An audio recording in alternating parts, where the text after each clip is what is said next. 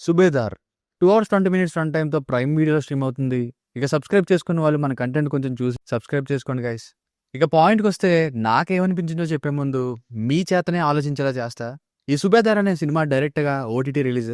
అనిల్ కపూర్ గారి వేరే మూవీస్ కొన్ని థియేటర్‌లో కూడా రిలీజ్ అయ్యేవి. కానీ ఇది మాత్రం ఓటీటీకి ఇచ్చేశారు. పోనీ ఇదేమైనా కరోనా టైమా? ఎప్పుడు థియేటర్స్ రీఓపెన్ అవుతాయో తెలియక బేరం మాట్లాడుకొని రిలీజ్ చేయడానికి? కాదు కదా!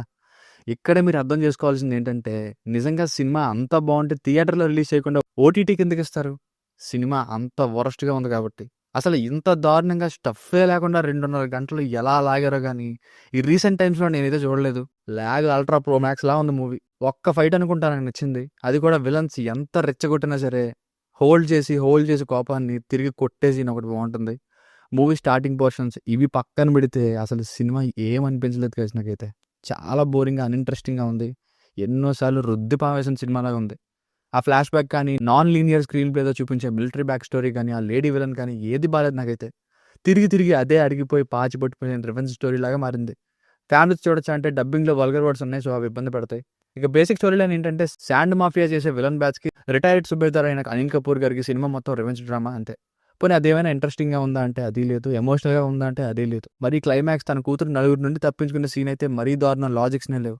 పోనీ యాక్షన్ సీన్స్ కోసం చూడాలంటే ఇంతకంటే గొప్ప యాక్షన్ సీన్స్ ఉన్న సినిమాలు చాలానే ఉన్నాయి. Retired soldier versus local mafia అని చెప్తేనే ఇంకేముందిలే అనేంత ఫెమిలియర్ స్టోరీ మూవీలో. సెకండ్ హాఫ్ విపరీతంగా లాగారు. అది ఎలా ఉంటుందంటే సడన్‌గా ఎమోషనల్ చేసేద్దాం అనుకుంటారు. అది ఇప్పుడు ఈ టోన్‌లో వెళ్తుంటే మళ్ళీ ఇదేంటి మధ్యలో అనేలా ఉంటుంది. సో, ఫైనల్‌గా మూవీకి వర్డిక్ట్ ఏంటంటే ఏం తీసినా చూసేస్తారు. దానికి స్టోరీ ఎందుకు?